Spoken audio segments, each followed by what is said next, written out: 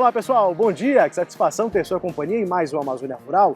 Domingo de manhã levando até você as informações do setor primário aqui da região mais verde do país. A gente começa falando sobre os reflexos do novo coronavírus e essa pandemia que atinge também as famílias indígenas, que não conseguem vender seus produtos nas cidades. Uma das alternativas encontradas para superar essa crise econômica é o empreendedorismo. Lá em Belém dos Solimões, uma comunidade indígena das etnias Ticuna e Cocama encontraram na criação de frangos vindos da Colômbia uma nova fonte de renda. Quem conta melhor essa história pra gente é o Rony Elias.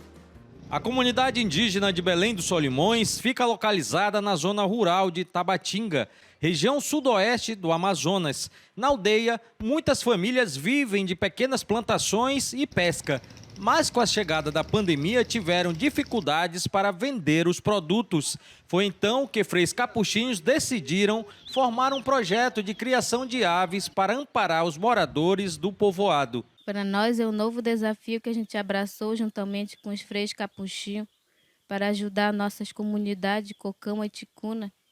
E daqui a 45 dias a gente vai entregar os frangos para as escolas para que possa servir de merenda para as nossas crianças e para a nossa economia também. Para receber os pintinhos, os indígenas construíram aviários próximos das casas. Todo o material para montar os galinheiros foi doado.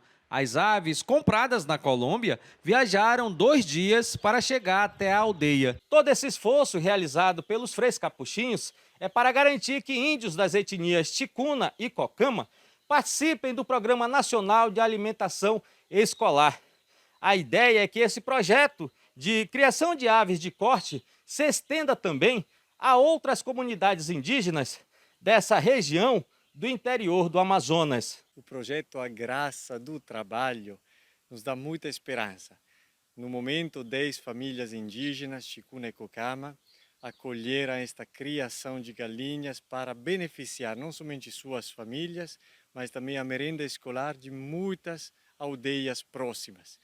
A expectativa é ampliar no mínimo a 30, 40 famílias nos próximos meses, para depois assim o projeto crescer espontaneamente. Nessa primeira fase, cada família recebeu 100 pintinhos. É uma alegria receber os pintinhos agora, que vão servir para merenda escolar aqui da minha comunidade.